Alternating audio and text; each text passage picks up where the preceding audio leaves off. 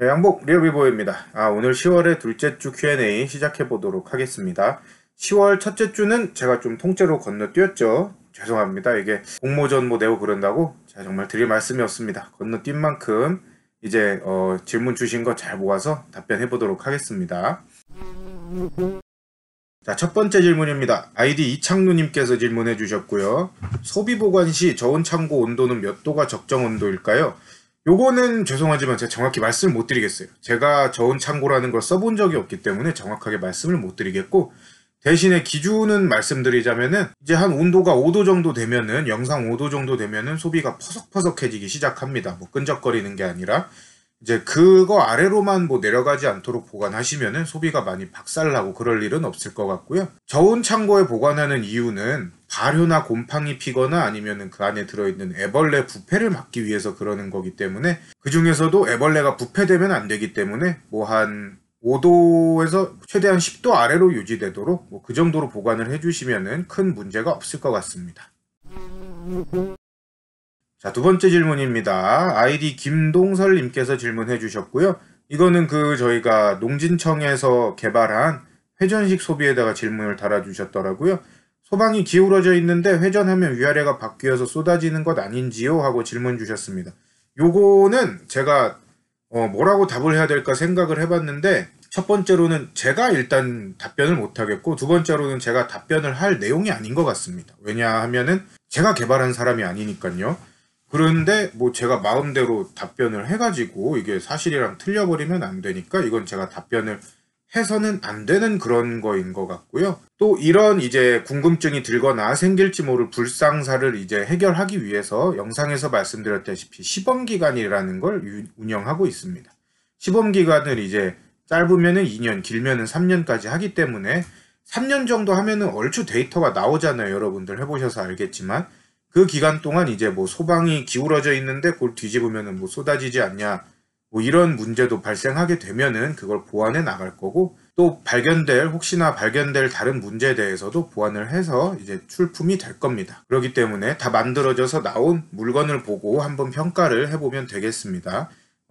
결론적으로 죄송하지만 이거는 제가 답변을 할 만한 그런 사이즈가 아닌 것 같습니다. 괜히 오해를 만들 수가 있어요. 자, 다음 질문입니다. 아이디 신철수님께서 질문해 주셨고요. 안녕하세요. 소비 축소 시 이미 봉개된 봉판과 저장된 먹이장은 버려야 하나요? 질문 주셨습니다. 첫 번째, 저장된 먹이장은 절대 버릴 필요가 없죠. 내년 봄이든지 아니면 올 겨울에 먹이가 좀 덜 들어간 소비가 있으면 교체를 해주든지 그런 식으로 꼭 써야 하는 겁니다. 절대 버리면 안 됩니다. 버리면은 100% 손해고요. 두 번째로, 봉개된 봉판이 있습니다. 요거 해결하는 방법은 두 가지요. 첫 번째는 간단하게 버린다. 두 번째는 봉판을 강군에 좀 이제 격리판 너머나 사양기 뒤 너머에다 넣어줘서 출방할 때까지 기다려줍니다. 그렇게 해서 다 출방하고 나면은 이제 그 봉판이 하나도 없을 거 아니에요? 그러면 그 소비를 빼줘가지고 공소비인 상태로 보관을 하면 됩니다. 이런 식으로 해결도 하고 보관하는 방법이 있기 때문에 둘 다 버리실 필요 없고 잘 이렇게 보관을 하시면 됩니다. 원장님이 말씀하셨다시피 소비는 재산이기 때문에 함부로 버리시면 안 되고, 병이 생겼거나 그럴 때 버려주세요. 자, 다음 질문입니다. 아이디 레오나르도 다 빈치님께서 질문해 주셨습니다. 유명인께서 오셨네요. 안녕하십니까. 강의 고맙습니다. 그런데 합봉하면 합봉된 벌은 원래 자기 벌통으로 귀소를 안 하나요? 질문을 주셨습니다. 자, 벌은 귀소의 습성이 있죠. 그래가지고 합봉을 시켰을 때도 혹시나 돌아갈까봐 걱정을 하시는 건데, 요것도 두 가지 경우로 나눠서 보겠습니다. 첫 번째는 대부분은 이제 귀소를 안 합니다. 자기 통이 없어졌다고 느끼는 건지 아니면은 이제 그쪽에 들어가서 그냥 살아야겠다고 느끼는 건지 합봉을 시키면은 대부분은 귀소를 안 합니다. 두 번째, 외역봉들은 귀소를 합니다. 외역봉들은 이제 밖에서 일하다가 막 왔는데 집이 없어져 있는 경우가 있잖아요. 그런 애들은 당연히 원래 자기 집 찾아온 거니까 100% 귀소를 합니다. 그리고 두 번째로 합봉을 하고 나서 새로운 통에 들어가 있던 외역봉도 귀소를 합니다. 요렇게 외역봉들은 귀소를 하는 확률이 조금 큰데요. 이것도 걱정할 필요가 없습니다. 귀소를 한 다음에 더 이상 자기 집이 없어져서 자기가 그 집으로 들어갈 수가 없다라고 느끼게 되면은 옆에 있는 벌통으로 알아서 들어가요. 알아서. 그렇기 때문에 귀소를 하더라도 그 귀소한 벌들이 뭐 그 자리에서 뭉쳐가지고 새로 집을 짓고 군을 형성하고 그러는 게 아니라 뿔뿔이 흩어지기 때문에 크게 걱정하지 않으셔도 됩니다. 합봉을 하고 나서 빈통이 있던 자리에 양옆에 벌통을 보잖아요. 그러면 갑자기 뭐 불어나 있는 경우가 있습니다.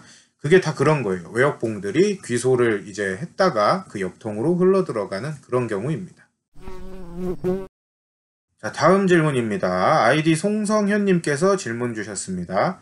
안녕하세요. 도봉 관련하여 질문드립니다. 도봉 현상, 방지 방법, 도봉시 대처 방법 등을 설명해 주시면 참고하겠습니다. 라고 질문 주셨습니다. 요즘 도봉이 이제 또 많이 일어나죠. 아무래도 먹이가 부족할 때니까 도봉이 많이 일어나는데, 일단 도봉의 현상에 대해서 설명해 달라 그러셨는데, 현상이라는 게 뭘 의미하는지는 모르겠어요. 그래서 제가 그냥 처음부터 설명을 드릴게요. 일단 도봉이라는 거는 꿀을 훔쳐가는 걸 얘기하는 거죠.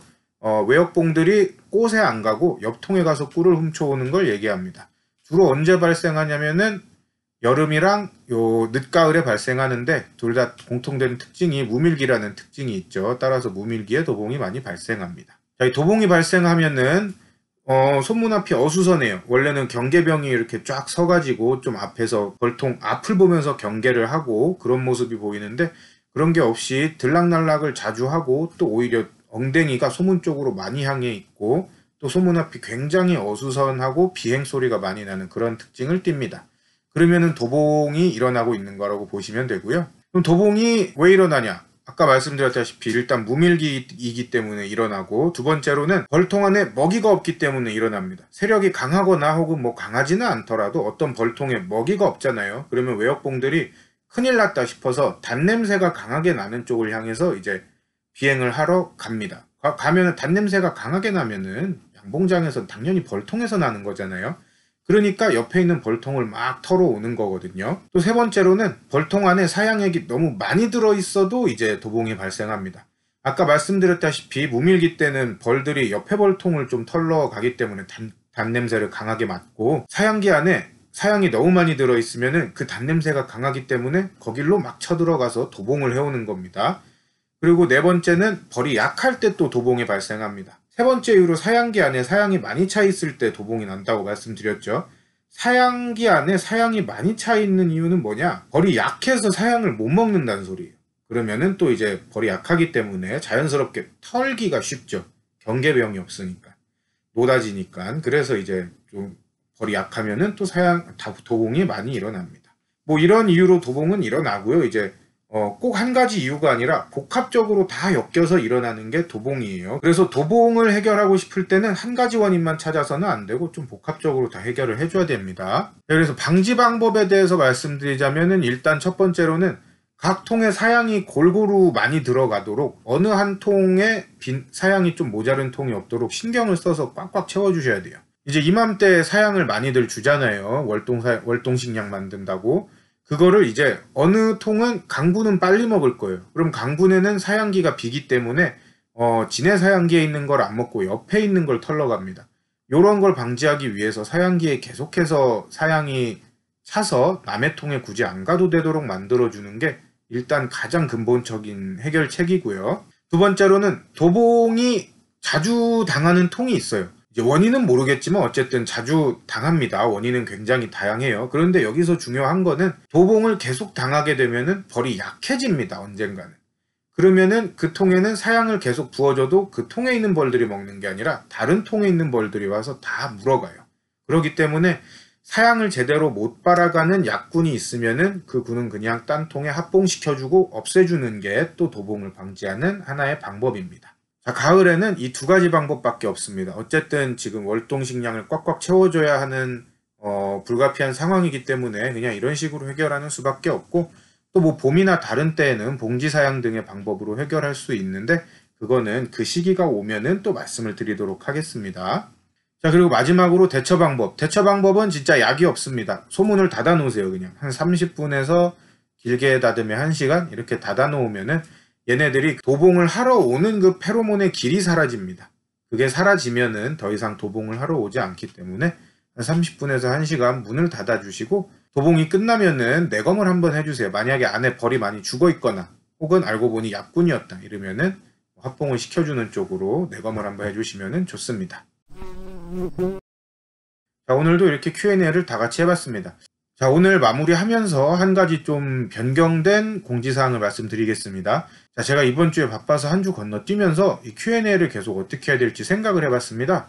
지금까지는 제가 한 주 동안 들어온 질문을 몰아서 말씀을 드렸잖아요.